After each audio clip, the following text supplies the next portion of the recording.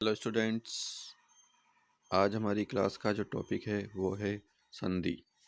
देखो, संधि होता क्या है। संधि का शाब्दिक अर्थ अगर हम इंग्लिश मीनिंग देखें तो जॉइनिंग होता है। ठीक है। संधि दो शब्दों से मिलकर बनती है, सम प्लस धी। सम यानी होता है समान रूप से, धी यानी होता है धारण करना, जो समान रूप से धारण की जाती है। अर्थात जब दो शब्द हैं, उन दो शब्दों में को मिला करके उनके बीच हुए उत्पन्न विकार यानी होता है परिवर्तन। विकार का मतलब क्या होता है? परिवर्तन। विकार होना जरूरी है।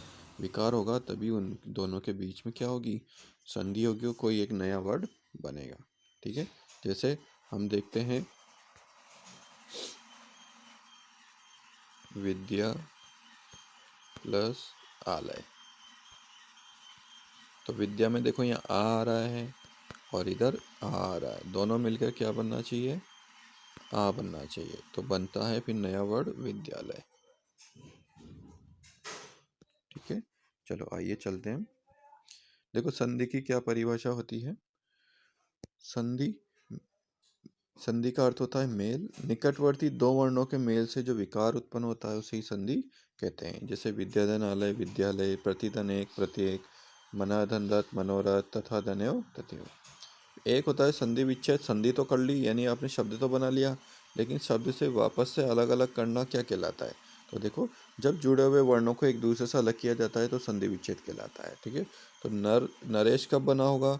जब नर और ईश अलग अलग किया होगा। विद्यार्थी विद्याधनार्थी, सज्जन सत और जन, मतानुसार मत प्लस अनुसार। ठीक है। चलो आइए चलते हैं हम। अब देखो, संधि के भेद कितने होते हैं। संधि के मुख्य रूप से देखो तीन भेद होते हैं: स्वर संधि, व्यंजन संधि और विसर्ग संधि। सबसे पहले बारी आती है स्वर संधि की। दो स्वरों के मेल से जो परिवर्तन होता है उसे ही स्वर संधि कहते हैं। जैसे विद्यालय विद्या प्लस आलय, तो यहाँ पे विद्या का अंतिम वर्ण है आ और आलय का प्रथम वर्ण है आ, दोनों मिलकर के क्या बन रहे हैं? आ बन रहा है। ठीक है। तो दोनों ही स्वर क्या हो जाएंगे? आ हो जाएंगे, इसलिए बना है विद्यालय। ठीक है। अब देखते हैं स्वर संधि के भेद कितने होते हैं। तो स्वर संधि के 5 भेद होते हैं।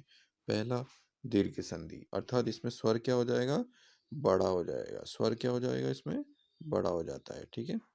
गुण संधि, इसमें क्या होता है? गुण संधि के अंतर्गत देखते हैं हम कि इसमें जो है एक मात्रा लगती है। ठीक है। एक मात्रा वाले आते हैं इसमें। ओके।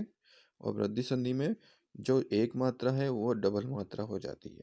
और यण संधि में आता है य, व और र। और अयादि में आता है अय, आय और औ, आओ। चलो दीर्घ संधि देखते हैं हम सबसे पहले। देखो, दीर्घ संधि में ह्रस्व स्वर या अ ई उ के आगे अगर वापस अ ई उ आते हैं तो दोनों मिलकर के आ, बड़ा ई और बड़ा उ दोनों बन जाएंगे। तो देखो, चर धन अचर चराचर, सूर्य धनस सूर्यास्त।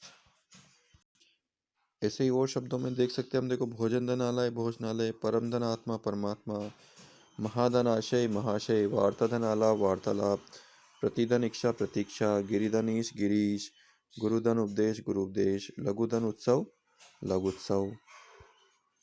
फिर आता है गुण संधि। देखो, गुण संधि का आ या आ के आगे ई आए तो दोनों मिलकर ए उ या री हो जाता है। ठीक है। आ और ई मिलके ए बनाएगा। ठीक है। और आ और ई मिलके भी ए बनेगा। आ और उ मिलके ओ बनेगा। जैसे वीरधन ईरेंद्र वीरेंद्र, सुरधनीश सुरेश, सुरधनीन्द्र सुरेंद्र, यथाधनीश यथेश, राजाधनीन्द्र राजेंद्र। फिर देखते हैं हम महाधन उत्सव महोत्सव, सूर्यधन उदय सूर्योदय, महाधन ऋषि महर्षि। देखो, यहाँ अर बनेगा, अ और री मिलके क्या बनेगा? अर। तो राजाधन ऋषि राजर्षि, सप्तधन ऋषि सप्तर्षि, देवधन ऋषि देवर्षि। जो नारद जी का पर्यायवाची है वो है देवर्षि। ठीक। आगे चलते हैं वृद्धि संधि। वृद्धि संधि कहती है आ या आ के बाद ए या आई हो तो आपको बड़ा आई और बड़ा आउ बनाना है। जैसे तथा दनेव तथेव, सदा दनेव सदैव, एक धन एक, लठ धनेत लठेत। ऐसी महाधन औषधि महौषधि, दंत धनोष दंतोष, परम धनोदारे परमोदारे, जल धनोग जलोग। अब बारी आती है यण संधि की। देखो यण संधि कहता है ई ई उ री ली के बाद यदि ई उ आए तो क्या होता है। देखो ई आने के बाद अ समान स्वर आए तो य, उ के बाद आए तो व और री आए तो र। तो अतिदनाचार अत्याचार, अभिधनार्थी अभ्यर्थी, यदिदनपि यद्यपि, इतिदनादि इत्यादि, अनुदनेशण अन्वेषण, सुधनागतम स्वागतम। ऐसे री वाला देख सकते हैं मातृधन इच्छा मातृच्छा, पितृधन आज्ञा पितराज्ञा, पितृधन अनुमति पितृअनुमति। फिर आता अयादि संधि।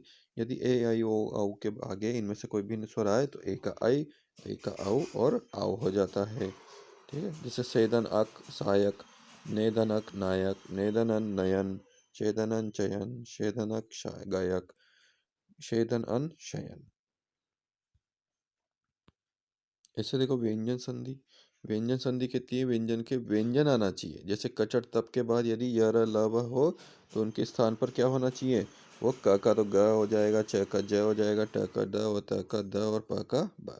षटदनन षडानन, दिग्दनन दिगन, दिग्दन गज दिग्गज, दिग्दन अंबर दिगंबर। ऐसे दूसरा नियम, कचट तप के बाद यदि म आए तो पांचवें वर्ण में बदल जाता है। जैसे षटदन मुख षणमुख, ये पांचवें वर्ण है इसके देखो। ठीक है, तो वांग्मय वांग्मय, षटदनमा षण्मास, दिग्दिना दिग्नाथ। फिर आता अगला, यदि त के बाद च छ आए तो त का तो च बन जाएगा और च का ठ हो तो ट हो जाएगा। और ड और ल होने पर उत्तदंचरित उच्चरित, सतदंचरित सच्चरित, उत्तदंचारण उच्चारण, सतदंचित सच्चित। ऐसे देखो त या द के बाद, त या द के बाद च और श आए तो छ में बदल हो जाएगा। जैसे उत्तदन शिष्ट, यहाँ देखो त और श मिलके उच्चिष्ट बन रहा है। सतदन शास्त्र सच्छास्त्र बन रहा है। उत्तदन श्वास उच्छ्वास, उत्तदन शिव तच्चिव। यदि किसी स्वर के बाद छ आए तो छ से पहले च आता है। तो विदन छेद विच्छेद, आदन छादन आच्छादन, अनुदन छेद अनुच्छेद, परिदन छेद परिच्छेद। और यदि म के बाद क से म तक आए तो म का अनुस्वर हो जाता है। कैसे हो जाता है देखो अनुस्वार हम देखते हैं यहाँ पर, समदन घात संगात, समदन गति समगति, अलमदन कार अलंकार, समदन कल्प संकल्प। और यदि माँ के बाद माँ आने पर द्वित्व वर्ण हो जाता है। समदन मान सम्मान, समदन मिश्र सम्मिश्रण। ऐसे ही माँ के बाद यर ल व शदात माँ का बिंदु बन जाएगा। समदन वाद संवाद, समदन लाभ संलाप, संयम संरक्षण। ठीक है, री री रेशा के बाद ऋणा अगर आता है तो अर्चना रामायण, अर्धंचना अर्चना, रामधनयन रामायण, कर्दन न कर्ण, परिधन नाम परिणाम। ऐसे विसर्ग संधि में हम देख सकते हैं विसर्ग के पास स्वर या व्यंजन आने पर विसर्ग में जो परिवर्तन होता है। तो विसर्ग का ओ कब होगा, जब तपदन बल तपोबल होगा। मनाधन मनोहर, मनाधन बल मनोबल, मनाधन रथ मनोरथ।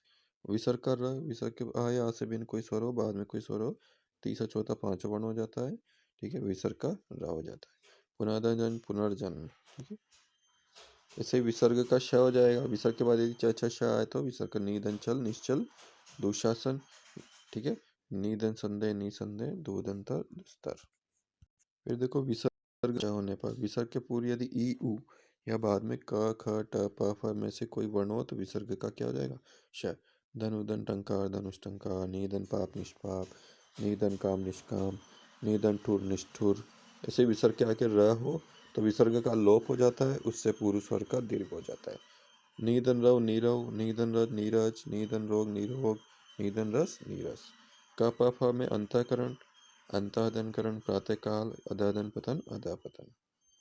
तो इस प्रकार से हम देख सकते हैं कि संधि क्या होती है। सबसे पहला प्रश्न है संधि तथा संधि विच्छेद से आप क्या समझते हैं। तो हमने डेफिनेशन पढ़ा है, दो वर्णों के परस्पर विकार से जब मेल उत्पन्न होता है उसे ही संधि कहते हैं।